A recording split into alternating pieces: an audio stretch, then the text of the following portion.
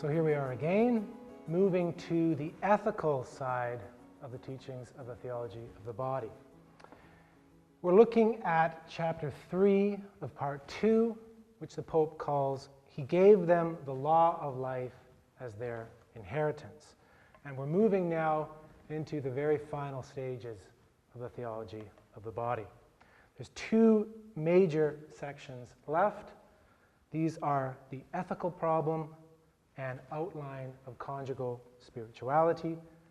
And both take place within JP2's, you could call, selective commentary of the 1968 encyclical Humanae Vitae of Pope Paul VI on the theme of the regulation of birth. In this section, we'll begin with the ethical problem. We can say here that we see a shift from the anthropological and the theological question of who is man to the ethical question, well, what then should this man do?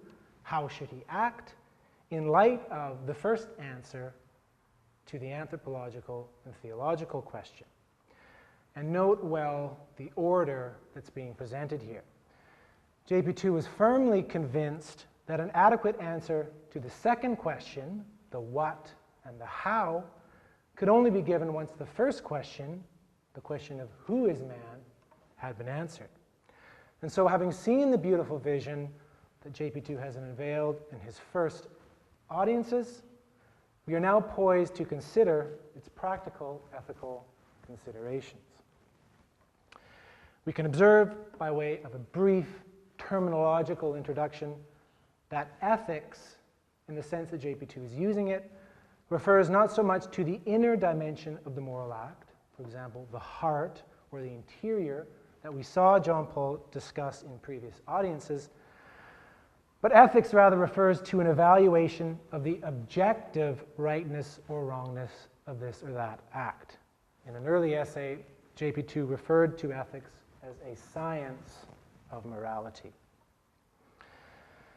Now, the Pope begins this section by suggesting the following.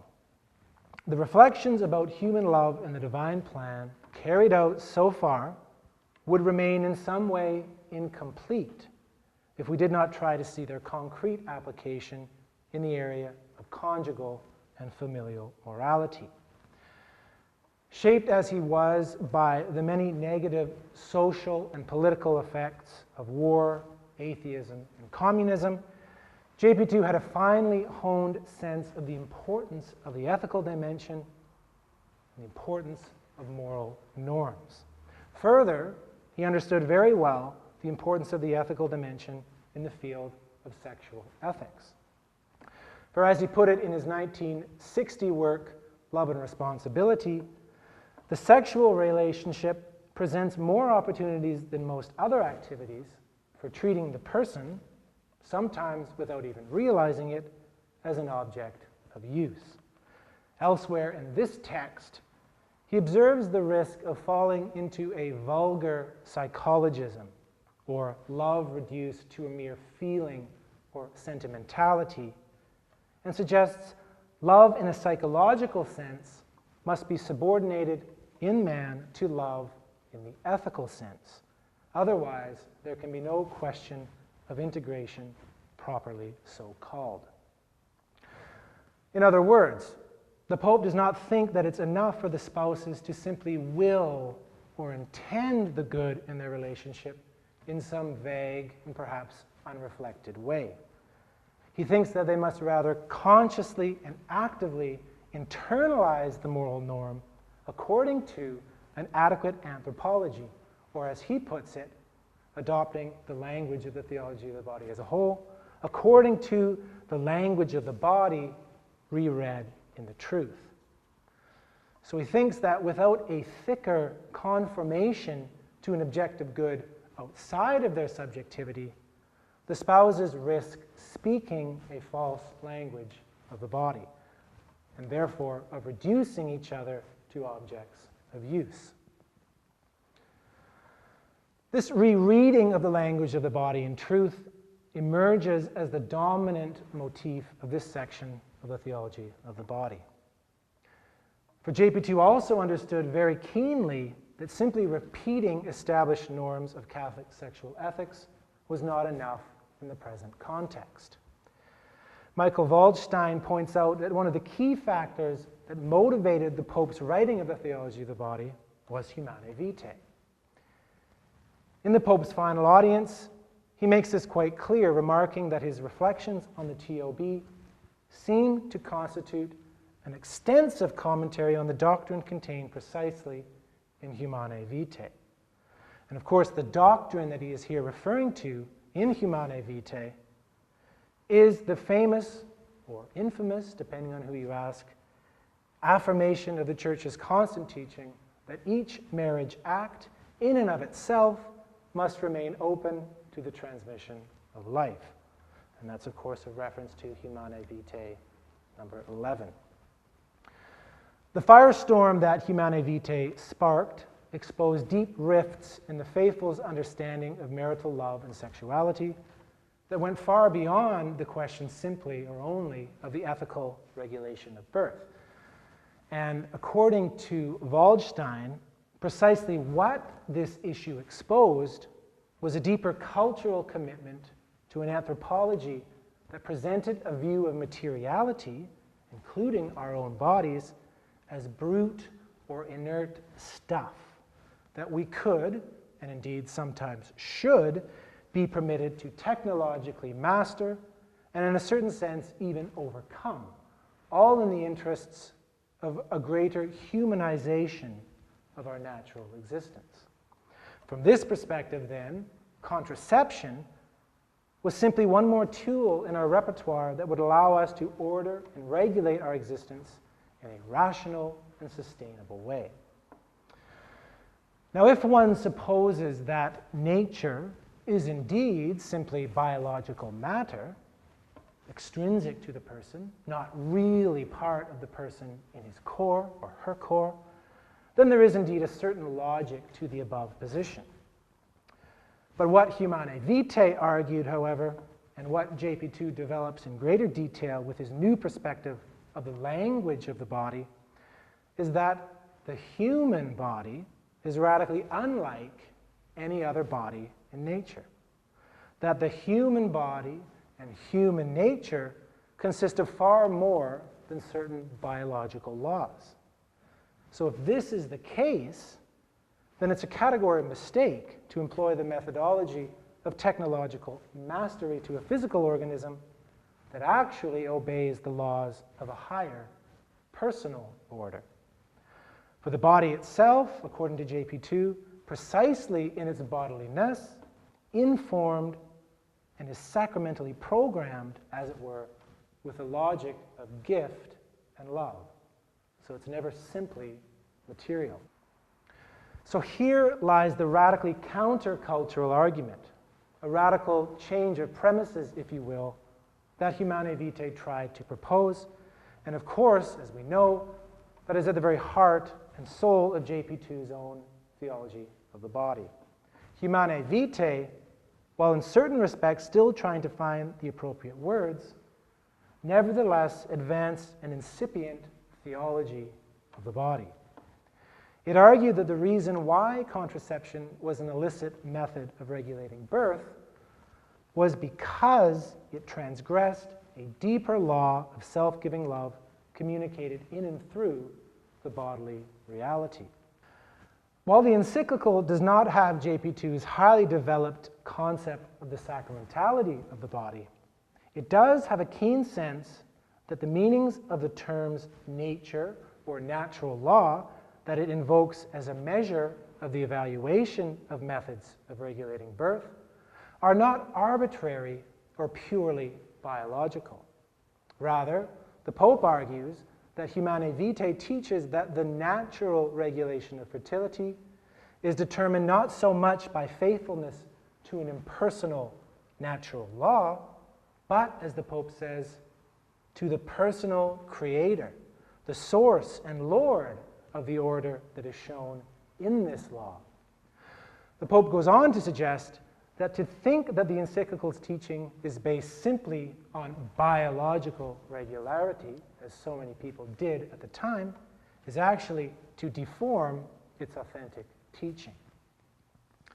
Now, earlier on, in Love and Responsibility, JP2 had expressed a similar view as the one held by Humanae Vitae, and he claimed here that man's understanding and rational acceptance of the order of nature was itself part of giving due justice to the Creator, and how by understanding the order of nature and conforming to it in his actions, man participates in the thought of God, becomes a participant in the Creator, has a share in the law which God bestowed on the world when he created it at the beginning of time.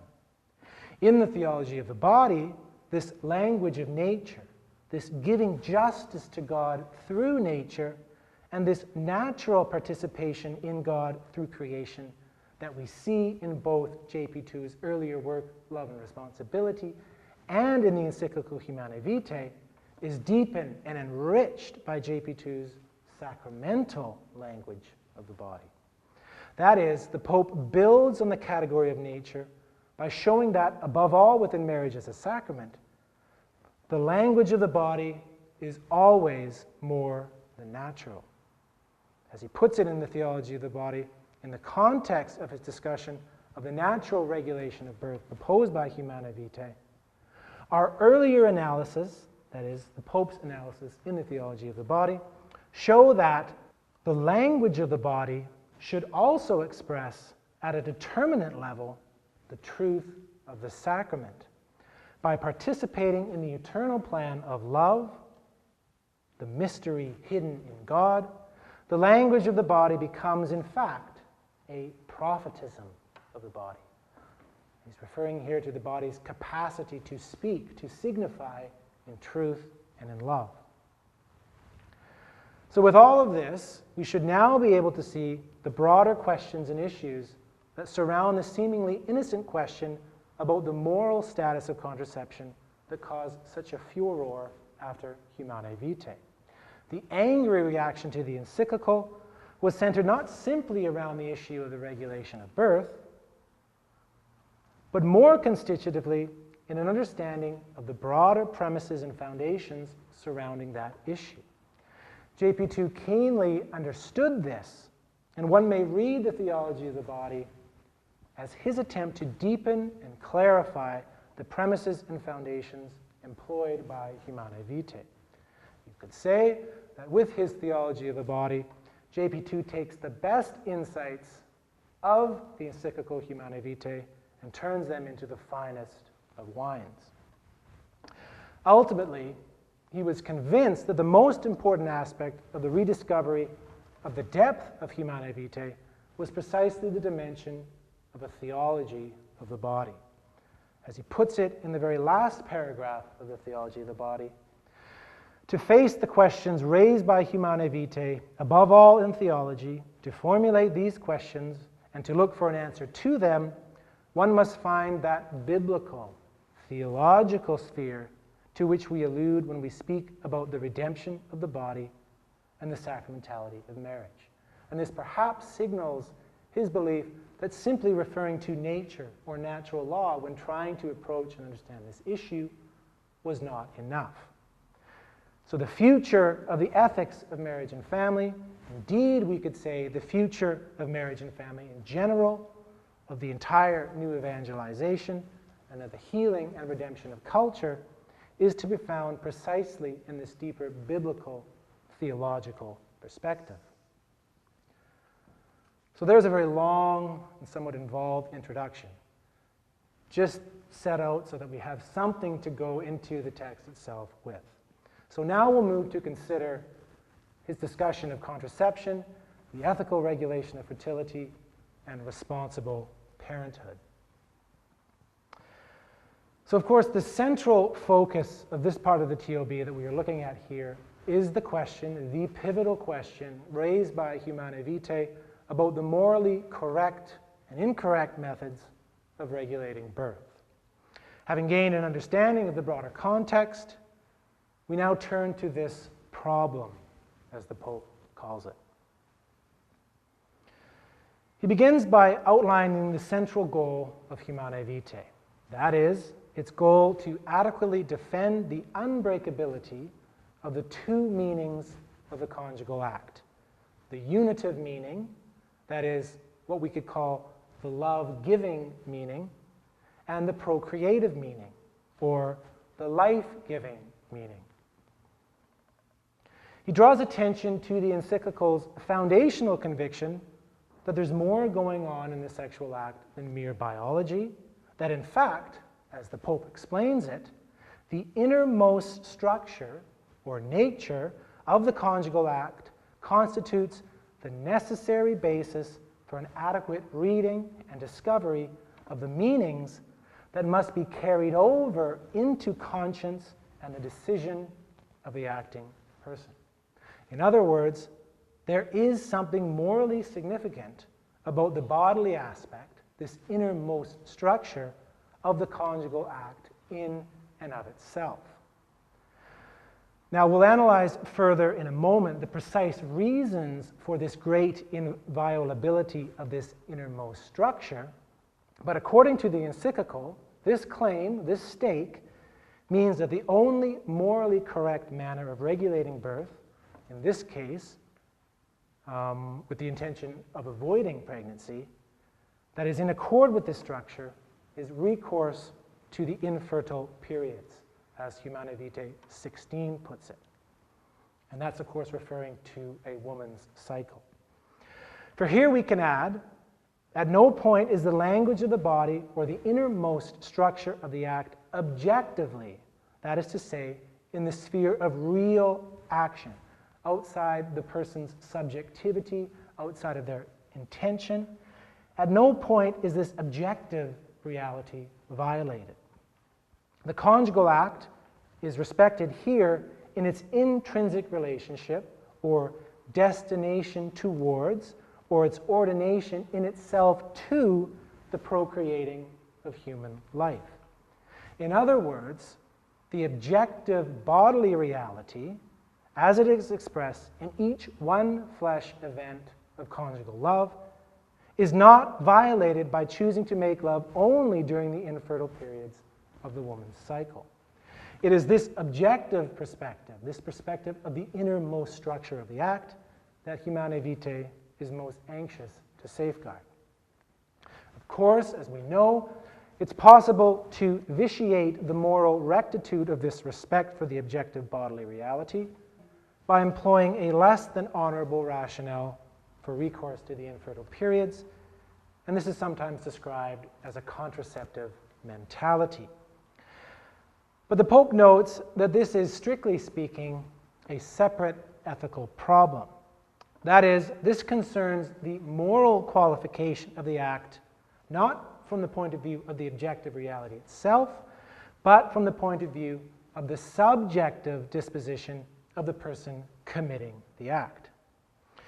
Here one can simply adduce the example of the inefficacy of Cain's sacrifice compared to that of his brother Abel. There was nothing wrong with the way that Cain went about objectively offering his sacrifice. He did all the right things.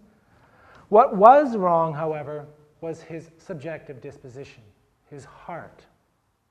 And this is, as the Pope points out, a separate issue, even if it is not an insignificant one from the point of view of that acting person. In sum, we can say that there is a difference of an ethical nature between the use of contraception and the use of recourse to the infertile periods, inasmuch as the former violates the innermost structure of the bodily act, whereas the latter does not. Now, of course, all of this presupposes that this so-called innermost structure of the conjugal act is indeed worthy of morally qualifying this act. To build on what we said in our introduction about the more than biological character of body and nature, the Pope notes the human body is not only the field of a sexual character, but it is at the same time the means of the expression of man as an integral whole of the person, which reveals itself through the language of the body. Now, part of this language is the procreative potential of the conjugal act. And it's helpful to go back to an earlier section in the Theology of the Body, where the Pope reads Eve's words upon the birth of her first child. I have acquired a man from the Lord, she says, as indicating her full awareness of the mystery of creation, which renews itself in human generation. The Pope goes on, she also has full awareness of the creative participation God has in human generation, his work and that of her husband. We could say here that at the heart of the language of human generativity, this procreative potential of the conjugal act of husband and wife, is an objective symbolic or signifying value that is brought into play each time the spouses unite so as to become one flesh. Within the perspective of a body that speaks the language of the total gift of self, each conjugal act, each and every one, is a reenacting or a rehearsal or a real renewal of God's own creative love, the true source and origin of each human person. So through conjugal union, the spouses are called to participate, really participate in this radical mystery of love. This remains the case, even if this or that conjugal act does not result in pregnancy. As long as the language of the bodies of the spouses speak in full love and full truth, that is, with an objective openness to the possibility of a child, the act retains its full signifying value as an objective proclamation of God's creative fruitfulness and the Holy Spirit's gift of an immediate spiritual fruitfulness to the spouses. This means, incidentally, that the conjugal self-giving of infertile or aged couples also retains a full and proper fruitfulness, inasmuch as the language of their bodies, also reread and spoken in truth and love, also completely express what is signified in their conjugal union in the sacrament. Of course, this also means that to deliberately impair the innermost structure of the conjugal act is to speak a lie with one's body. And this is something that JP2 employs in one of his early encyclicals, his apostolic exhortation, Familiaris Consortio. It is to objectively close off the signifying witness of conjugal love, to close out God and the child, to limit it only to the mutual horizon of the spouses. This, suggests the Pope, deprives the conjugal act of its inner truth. Indeed, as he puts it somewhat strongly, causing it to cease to be an act of love.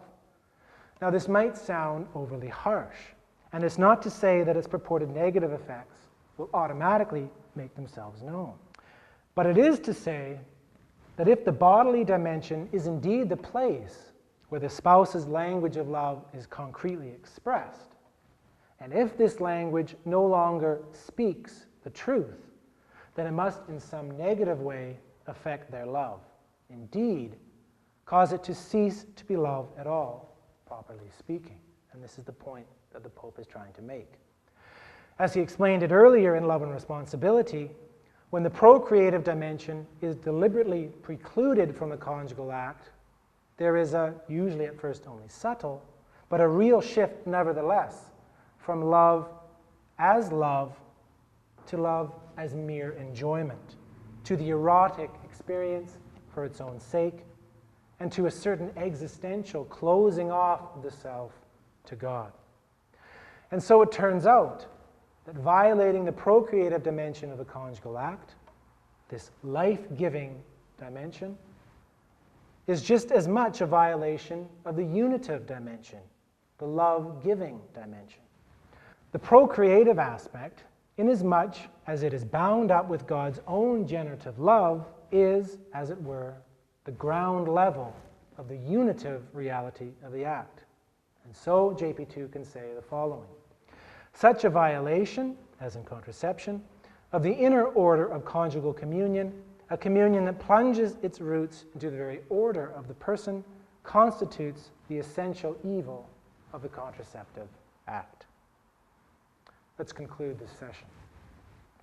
In our next and final session, we'll flesh out more concretely the practical conditions whereby spouses are able to discover the real strength they need to live up to this full call of love. And here we'll encounter JP2's notion of the importance of self-mastery and virtue, particularly the virtues of chastity and continence, while moving towards a more developed conjugal spirituality. For now, it's enough to point out how JP2's theology of the body allows a deep and rich rereading of Humanae Vitae, how it opens up new vistas for a deeper appreciation of what is really going on in the mystery of procreative fruitfulness. The husband and wife who discover and receive love as a divine gift consciously enter the mystery. They accept that they are not creators and masters of this gift, but rather are its stewards, tasked with weeding and fertilizing the garden, so to speak, in accordance with the mystery attested by their language of the body. Perhaps the best way to end is to consider what constitutes a nice summary statement of the content of this session made by JP2 in the Apostolic Exhortation Familiaris Consortio in 1981, where he says this: love is essentially a gift, and conjugal love, while leading the spouses to the reciprocal knowledge which makes them one flesh, does not end with the couple, because it makes them capable of the greatest possible gift, the gift by which they become cooperators with God for giving new life to a new human person. Thus, the couple, while giving themselves to one another, give not just themselves, but also the reality of children, who are a living reflection of their love, a permanent sign of conjugal unity, and a living and inseparable synthesis of their being a father and a mother.